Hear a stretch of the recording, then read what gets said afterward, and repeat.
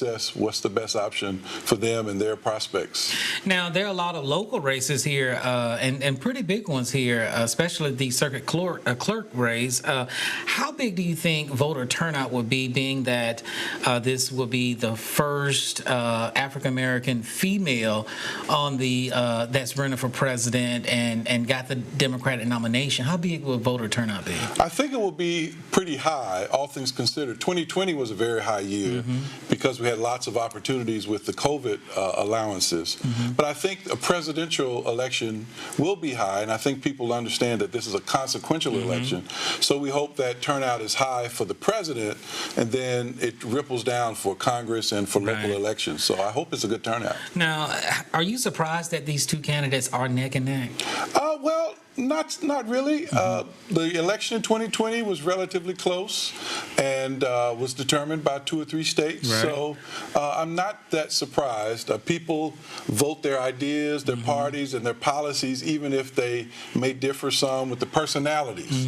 And so people are making these choices, what we call the lesser of two evils, in terms of what they think is best for the country, even if the person may not be what they like, whether it be Kamala Harris for the Democrats or Donald Trump for the Republicans. Now, last question here. No matter who wins, how difficult will it be, regardless if it's Donald Trump or Kamala Harris who gets into the White House, how difficult will it be for them to unite the country again, because there's been so much negativity? It will be very difficult.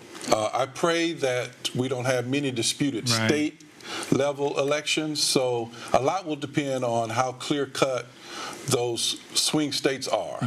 You know, is it a 10,000 votes or 5,000 votes like we had Georgia in 2020? So if it's more clear-cut, hopefully that will help and people won't feel like something fishy happened or conspiracy theories won't feed their suspicions. So hopefully things are not razor thin that will help us unite. If things are razor thin, it's going to be very, very difficult to unite the country. And tonight was just a snippet of what we're going to get Tuesday night. Very good job. Thank you so much for being with us. Thank you. I'm looking forward to it, and we pray for high turnout, and then we pray that people handle themselves appropriately. All right. Dr. Scribner, thank you so much. Thank you. Thank you. And in the final days of the race for the White House, polls show little change in several battleground states with no clear leader. In Michigan, a new Washington Post poll shows 47% of likely voters supporting Vice President Kamala Harris compared to 46% supporting former President Donald Trump. The most recent CNN poll of polls were close with 48% supporting Harris and 45% supporting Trump. Now, those numbers are all within the margin of error. Now, the race is also neck and neck in both Georgia and North Carolina, 2 southern battleground states. And for many areas, it's the first time in a month that you've seen any rainfall. The Tuscaloosa Airport, last time measurable rain happened was October 4th. We got rain on radar. We'll track these and look at your 7-day forecast up next.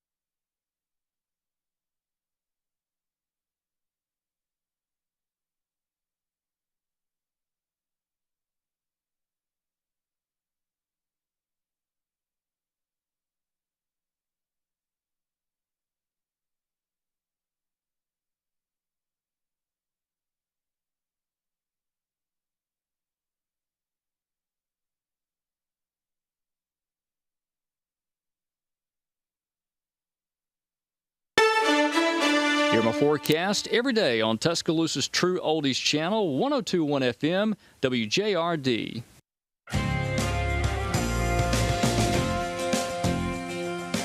And this was a common scene across parts of the area where the trick-or-treaters got rained on this evening. In fact, quite a bit of rain for the northwestern half of the state. Didn't rain everywhere, but many of you did get wet if you were out trick-or-treating. No, my kids were out in it, but I don't think they minded. They enjoyed it all. The candy out there as well. Let's go over to our Pfeiffer cam at Fayette. And again, rain falling lightly there. Tipped her down to 64.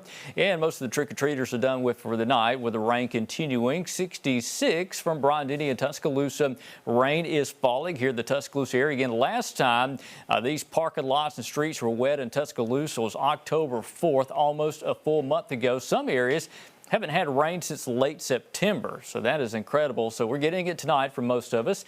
84 this afternoon, quite a warm day for the rain set in. 71 the average for this time of the year. Here's a look at Doppler radar, and I understand not everybody's getting the rain, and I hate that for you because I know you need the rain just as bad as drought conditions continue all over Alabama. Here's a look at Doppler radar.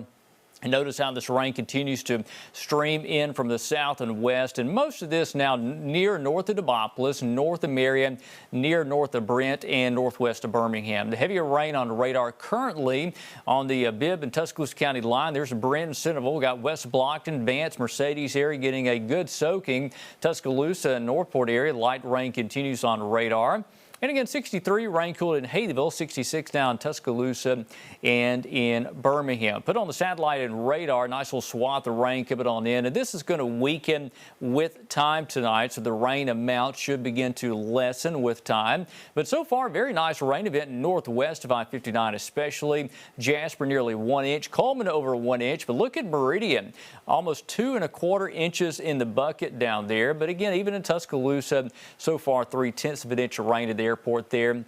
Here's our forecast for Friday. Some showers continue a possibility in the morning hours. It should begin to break up by late morning. 75 at lunchtime, maybe 80 if you can see any sun at all. And again, the drought monitor that was released this morning shows all these areas need that rain. And again, our northwest counties, they're really getting it, and that is a good rain to deal with. So again, showers continue tonight at times. We'll go into the day tomorrow. Some morning showers a possibility. I think after lunch, any of that rain should begin to really fade away on radar. Skies becoming partly sunny by mid-afternoon. No more rain after tomorrow for a little while, but next week there's some evidence of some showers coming in by the time we get in late on Tuesday, Wednesday, and Thursday. Again, here's those numbers from WPC here.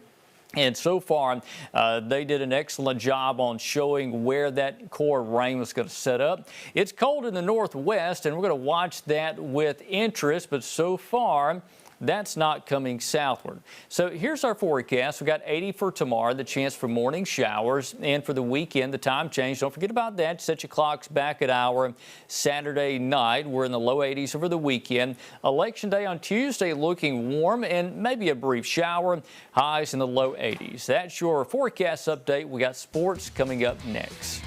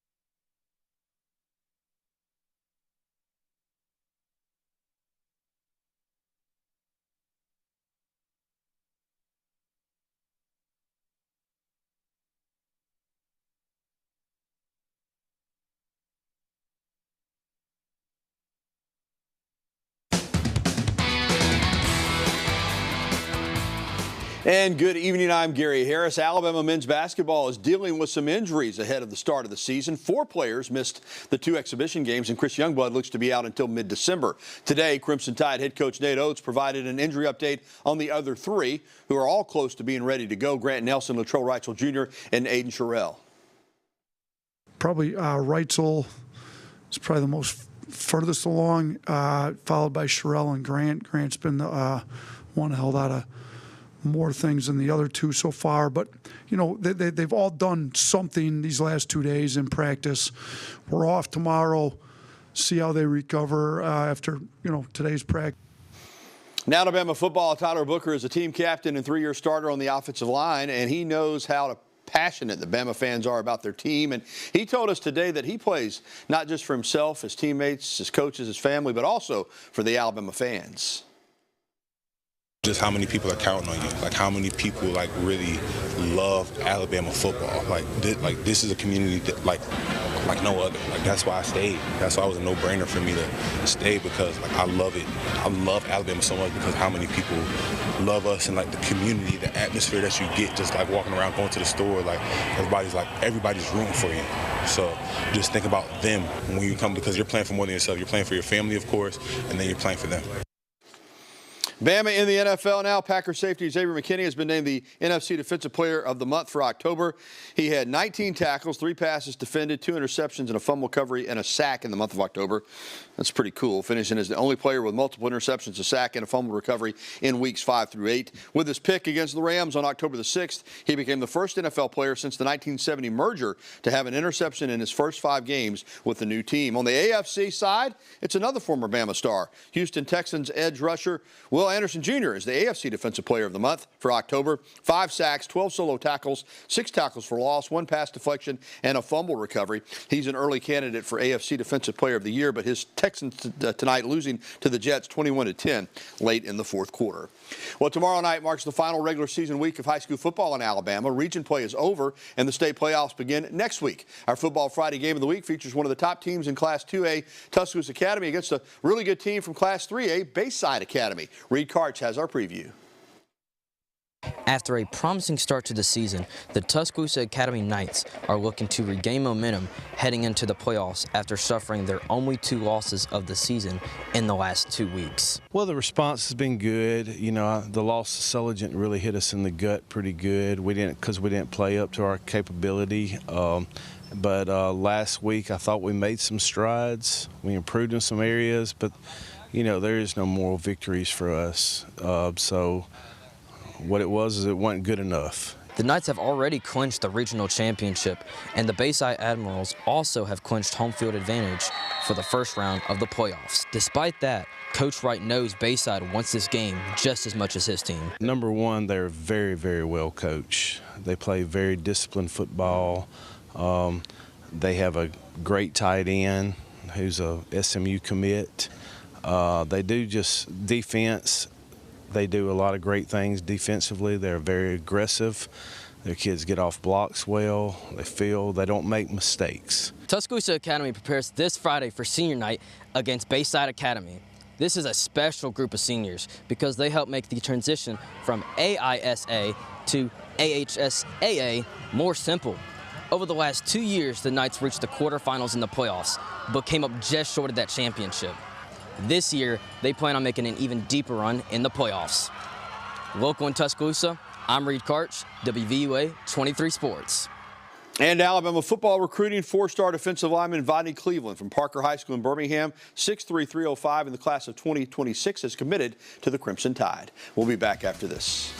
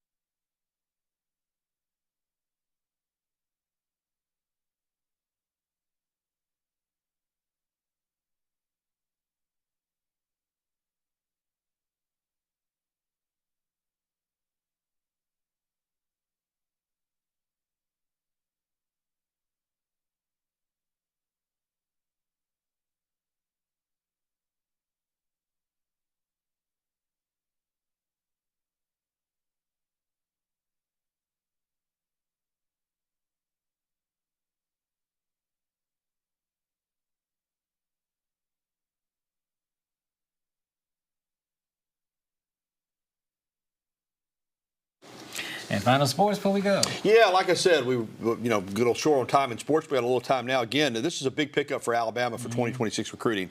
Vonnie Cleveland is going to be a top defensive lineman in the country, and he's a local kid from Parker High School in Birmingham. Like I said, 6'3", 305, really good-looking football player. So big news there. And of course, we had our Football Friday Game of the Week preview tomorrow night. Football Friday at 10:30, the last week of the regular season. So we'll be ready to go. All right, the final weather. Hey, good news, Gary. The rain gets out of here for those local games Friday night. Still the chance for some lingering showers, maybe as late as lunch tomorrow.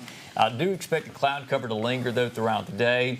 80 degrees if we can get any sun, but if you stay overcast all day, your high temperature will be in the 70s. So here's our forecast for the weekend. Dry weather's back with Saturday and Sunday, mix of clouds and sun. And Election Day coming up on Tuesday, quite warm. The chance for a few scattered showers, but not going to rain everywhere. But hey, tonight, most of you getting a good beneficial rain. First time since the late September, most of areas got some rainfall. All right, well, that's it for us. We're back here again tomorrow at 5 o'clock. So then, have a great night. See you.